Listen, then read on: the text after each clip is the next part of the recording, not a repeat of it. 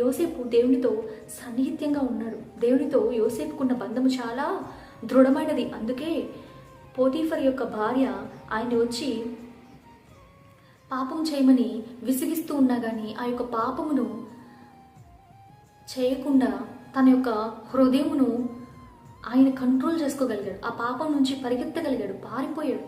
ఎందుకో తెలుసా? దేవునితో ఆయనకున్న బంధం అంతటి గొప్పది. అయితే సొలొమోను రాజుకి దేవుడు 2 మార్లు చెప్పాడంట, ఇదిగో నువ్వు అన్య దేవతల్ని పూజిస్తున్నావు, ఇలా ఉంటే నేను నిన్ను విడిచిపెట్టేస్తాను అని దేవుడు హెచ్చరించినప్పటికీ కూడా సొలొమోను గారు తన యొక్క పాపమును విడిచిపెట్టలేదు. తన యొక్క భార్యలు చెప్పిన మాటను విని అన్య దేవతలను పూజించడం, వాళ్ళకి బలులు అర్పించడం చేశాడు. ఎందుకు అతను ఆ యొక్క పాపముని కంట్రోల్ చేసుకోలేకపోయాడు?